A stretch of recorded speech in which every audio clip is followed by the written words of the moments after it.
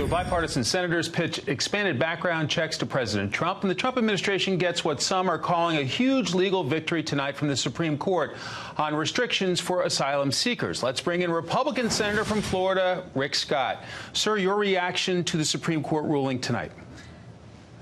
You know, it's positive, but let's figure out, we got to get something done here. This place is completely dysfunctional. We need to secure borders. We need to have an immigration policy that everybody understands. We've got to take care of the people who want to come here and work and go home. We've got to take care of the DACA kids. But up here, I mean, it's just, why are we waiting on Supreme Courts to make decisions? I mean, let's get something done. Your thoughts on the situation, the people who are suffering after Hurricane Dorian? I know you've been there.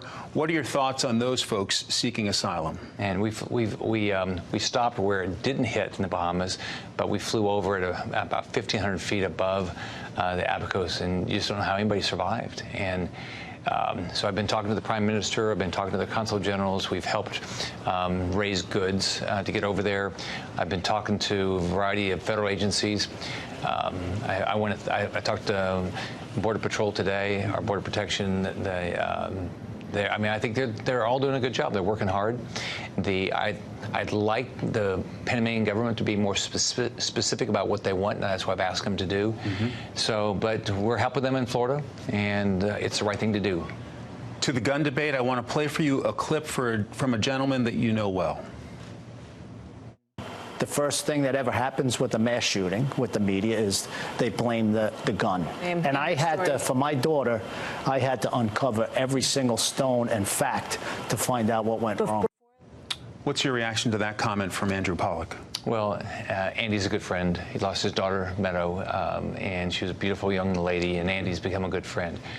What he's saying is what is reality. One, everybody wants to go to the gun debate, but one, the FBI had prior knowledge, and they didn't do anything about it. They didn't follow up on the tip. The school knew this kid was a problem. I mean, he had been stopped, 40 times by law enforcement. They wouldn't let him come in with a backpack and did nothing about it. And then law enforcement sat on the sidelines while his daughter was killed. So there's so many. Why don't we focus on what people could have done to stop this? Why is the FBI not? Why won't they even tell us what happened? Did they hold anybody accountable? I mean, this is not the only time they've done this. Right. I had the Pulse terrorist attack. I had the shooting at the airport, and I had a yoga studio attack. The FBI had prior knowledge on all of them. They won't tell me what happened. They won't tell the parents what happened. So, but what the Democrats do is go off on, let's take away everybody's gun. That's not the right answer. What about the current debate? There's evidence of a surge in sales, a surge in background checks. How are talks with your colleagues going?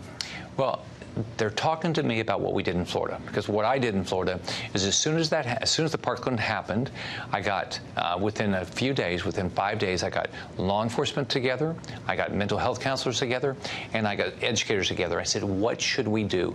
3 days after that, I came out with a plan, and within 3 weeks of the shooting, we came out with a plan that said we had risk protection orders saying if you're threatening harm to yourself or somebody else, through a due process, through the court system, law enforcement can take away your weapons. Do you think something gets across the finish line here, sir? If they do, if we do, that's what we ought to start with. We ought to make sure our schools are safe, make sure we have mental health counselors. There's a problem in this country. Young men, we've got some crazy young men right now. It wasn't like that when I was growing up. Senator Rick Scott from the great state of Florida, thank you for your time, sir. Thanks.